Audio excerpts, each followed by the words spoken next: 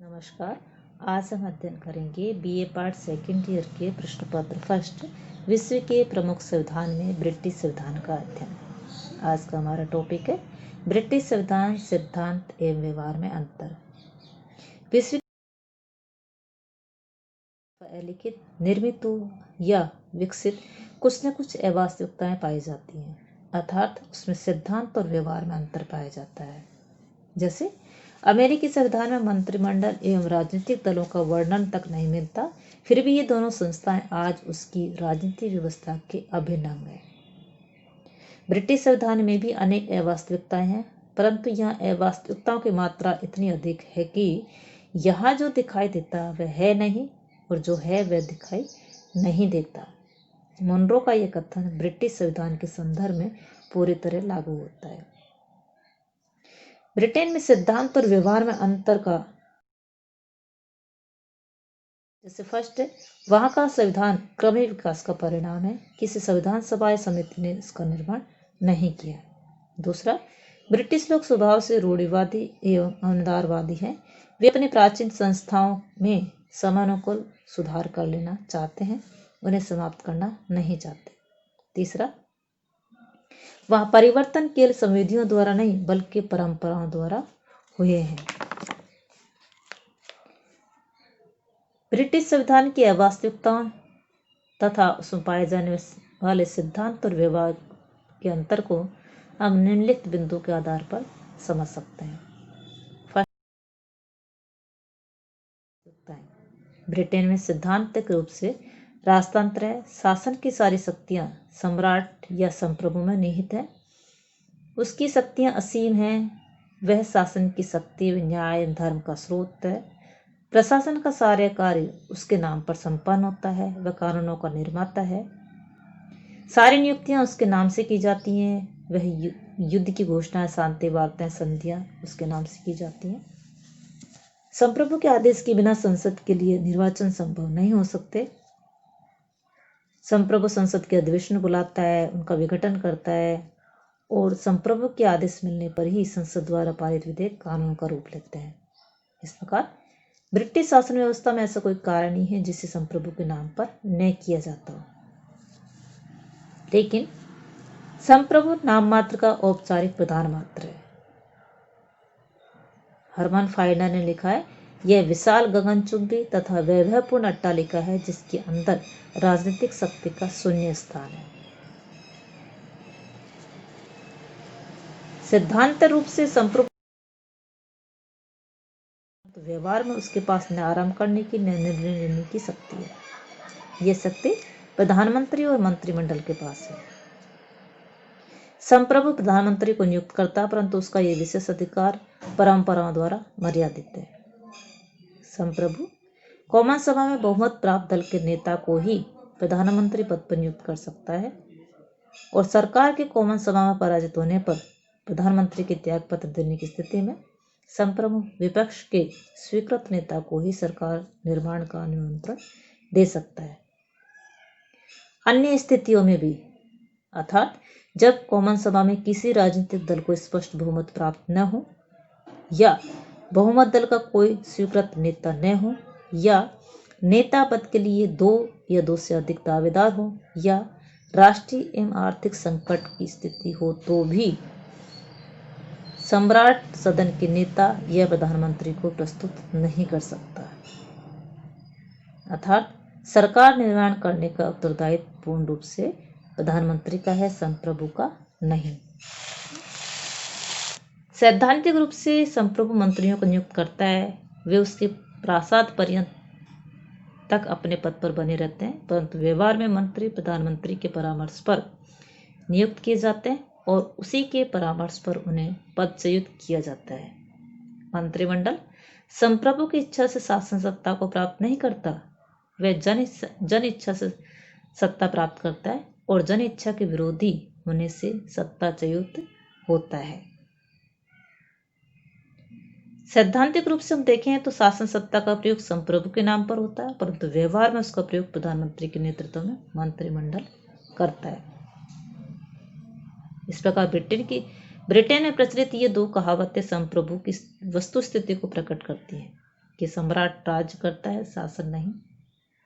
शासन तो मंत्रिमंडल करता है और सम्राट कोई गलती नहीं करता है, क्योंकि वह कोई गलती नहीं करता है, अतः वह किसी को कोई गलत काम करने के लिए कह भी नहीं सकता। सैद्धांतिक रूप से मंत्रिमंडल संप्रभु की परामर्शदात्री निकाय है, परंतु व्यवहार में मंत्रिमंडल शक्तिशाली है।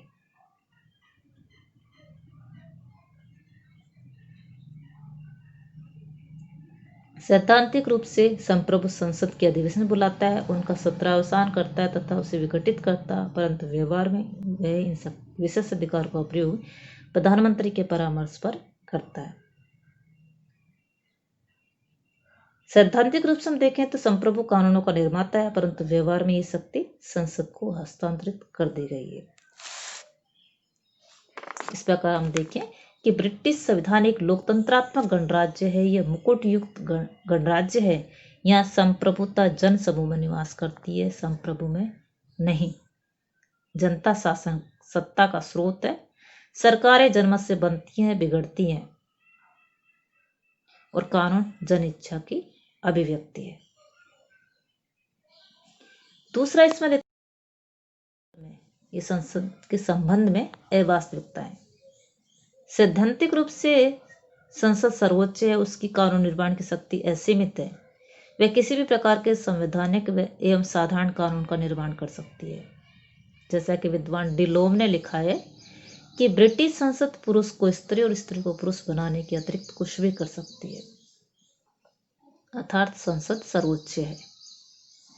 ब्रिटिश संसद द्वारा पारित विधियों को कार्यपालिका निषेधाधिकार या न्यायपालिका के पुनरावलोकन का भय नहीं होता है, अर्थात न्यायालय उसे अवैध घोषित नहीं कर सकते। लेकिन व्यवहार में हम देखें तो ब्रिटिश संसद की सर्वोच्चता या एवं उसके कानून निर्माण की शक्ति असीमित नहीं है, उस पर मनोवैज्ञानिक, नैतिक, राजनीतिक सीमाएं हैं। वह किसी ऐसे कानून का निर्माण नहीं कर सकती जो ब्रिटिश जनमत समाज को स्वीकार नहीं हो। दूसरा, संसद की शक्तियां मंत्रिमंडल को हस्तांतरित कर दी गई हैं। वर्तमान में संसद मंत्रिमंडल के निर्देशन एवं मार्गदर्शन में कार्य करती है। मंत्रिमंडल इस बात का निर्धारण करता है कि कौन कौन सी विधियां पारित की जाएंगी, कौन कौन से संसद पारित किए जाएंगे, कौन कौन से कर लगाए जाएंगे और कौन कौन से संधियां समझौते किए जाएंगे। इस प्रकार पूर्व प्रश्नों, स्थगन प्रस्ताव, निंदा प्रस्ताव, अविश्वास प्रस्ताव के माध्यम से मंत्रिमंडल को नियंत्रित रख सकती है, परंतु व्यवहार में संसद मंत्रिमंडल के हाथों की कठपुतली है। तीसरा हम देखते हैं शक्ति पृथक्करण के सिद्धांत में अवास्तविकता है।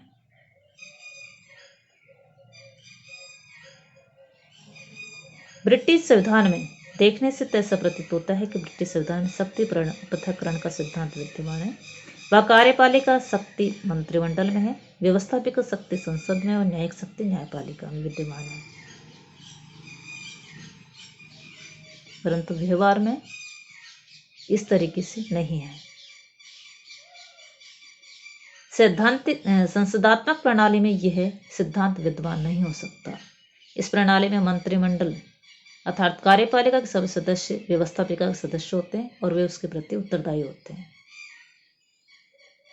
ब्रिटेन में लॉर्ड चांसलर की स्थिति शक्ति पृथक्करण के सिद्धांत के ठीक विपरीत है। वह एक ही समय लॉर्ड सभा का अध्यक्ष, मंत्रिमंडल का सदस्य एवं न्यायपालिका का सभापति होता है, जब लॉर्ड सभा न्यायालय के रूप में कार्य करती हो। लॉर्ड चांसलर व्यवस्थापिका का सदस्य होने से विधि निर्माण के कार्य में हिस्सा लेता है, मंत्रिमंडल का सदस्य होने से कार्यपालिका के कार्य में हिस्सा लेता है और न्यायपालिका का अध्यक्ष होता है। अर्थात ब्रिटेन में सरकार के 3 अंगों में पारस्परिक निर्भरता पाई जाती है। मंत्रिमंडल कार्यपालिका और व्यवस्थापिका दोनों के सदस्य होते हैं। विधि लॉर्ड्स न्यायपालिका और व्यवस्थापिका दोनों के सदस्य होते हैं और लॉर्ड चांसलर व्यवस्थापिका, कार्यपालिका और न्यायपालिका तीनों का सदस्य होता है। चौथा पॉइंट है लॉर्ड सभा के संबंध में अवास्तविकता है। सैद्धांतिक रूप से लॉर्ड सभा के पास सर्वोच्च न्यायिक शक्ति है, वह अपील का अंतिम न्यायालय है। परंतु व्यवहार में लॉर्ड सभा की न्यायिक शक्तियों का प्रयोग केवल लो लॉर्ड से ही करते हैं। इस प्रकार उपरोक्त पूरे अध्ययन से स्पष्ट होता है कि ब्रिटिश संविधान में सिद्धांत और व्यवहार में जैसा अंतर पाया जाता है विश्व में अन्य कहीं दिखाई नहीं देता, और ये कथन पूर्ण रूप से सत्य प्रतीत होता है। जैसा मुनरो ने कहा है कि ब्रिटिश संविधान में जो दिखाई देता वह है नहीं, और जो है वह दिखाई नहीं देता। थैंक्स।